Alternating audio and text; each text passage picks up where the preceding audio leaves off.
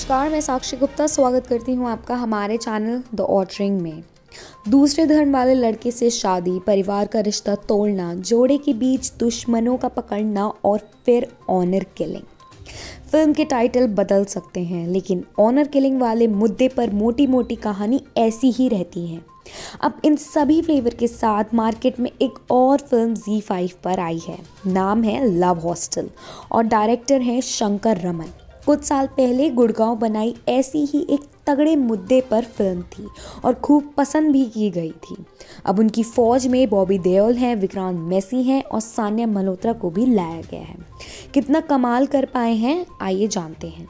कहानी है हरियाणा की ज्योति, जिसका किरदार सान्या मल्होत्रा ने निभाया है, और आशु, जिसका किरदार विक्रांत मैसी ने निभाया है।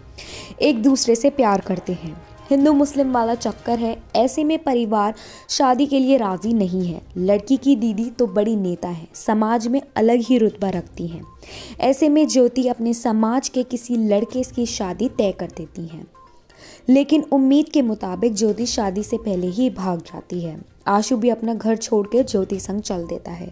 कोर्ट में शादी करते हैं और प्रोटेक्शन के तौर पर कुछ दिन के लिए सेफ हाउस में भेज दिए जाते हैं। ये सेफ हाउस ऐसे ही कपल के लिए बनाए गए हैं जिनके परिवार वाले शादी के लिए राजी नहीं होते और उनकी जान के पीछे पड़े रहते हैं। ऐसे में इन सेफ हाउस में जिंदगी की गारंटी नहीं दी जाती है, लेकिन लड़की की दीदी इस बेइज्जती को सहन नहीं कर पाती और फिर अपने एक खास आदमी को उनके पीछे लगा देती हैं। करना कुछ नहीं है, बस जैसे ही दिखे मौत के घाट उतार देना है। इस विलन का नाम है डागर, जिसका किरदार बॉबी देओल ने निभाया है। इसका बैकग्राउंड इतना ही है, ये खुद के एक समाज से भी मानता है और उन लोगों को सज़ा दे रहा है जो समाज के नियम तोड़ के दूसरे धर्म वालों से शादी कर रहे हैं। तो बस पूरी फिल्म इन्हीं तीन किरदारों के बीच घूमती है। बीच बीच में पुलिस वाले भी अपनी उपस्थिति दर्ज करवा देते हैं, लेकिन मेन काम इन तीनों का ही है। शंकर रमन की लव स्टोरी देखने के बाद सबसे पहला ख्याल तो यही आया कि फिल्म का नाम कुछ और होना चाहिए था। शायद खूनी हॉस्टल, ब्लड हॉस्टल या फिर कुछ भी ऐसा, क्योंकि फिल्म में प्यार से ज़्यादा फोकस तो गोलियों पर है, खून पर है। फिल्म की कहानी में जितने पहलू किरदार हैं, उससे कहीं ज़्यादा बॉबी की बंदूक से ज़्यादा गोली चली हैं। उनको देख तो वेलकम फिल्म की याद आ जाती है, जिसमें उदय शेट्टी पहले किसी को मारता है और फिर पूछता है कि इसने क्या किया था। खैर, टाइटल से आगे बढ़े तो यह फिल्म सिर्फ 1 घंटा और 50 मिनट की है, इसलिए एडिटिंग डिपार्टमेंट से कोई शिकायत नहीं की जा सकती है।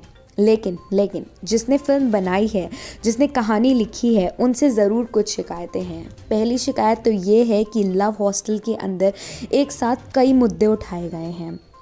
आपने एक तरफ ऑनर किलिंग की बात की है, दूसरी ओर मुसलमानों के साथ हो रहे भेदभाव को दिखाया है। बीच बीच में ऐसे मामलों में पुलिस का क्या रोल रहता है, इस पर जोर दिया है। लेकिन क्या किसी एक मुद्दे के साथ भी जब आप जस्टिफाई कर पाए? जवाब है नहीं। ऑनर किलिंग वाला मुद्दा तो सिर्फ फिल्म के कुछ शुरुआती हिस्सों तक ही सीमित है। बाद की पूरी कहानी तो सिर्फ डागर और उसकी बंदूक की है। इसी तरह फिल्म के बीच में विक्रांत और उनके मुस्लिम कैरेक्टर का जिक्र है। समाज को इसको लेकर क्या बात है, उस पर फोकस है, लेकिन क्या एक सो कॉल्ड डायलॉग इस पहलू को समझा नहीं सकता? कभी नहीं। ऐसे में डायरेक्टर साहब से काफ़ी कुछ दिखाने के चक्कर में काफ़ी कुछ मिस हो गया है। आज के लिए बस इतना ही। ऐसी और खबरों के लिए देखते रहें द ऑटरिंग। धन्यवाद।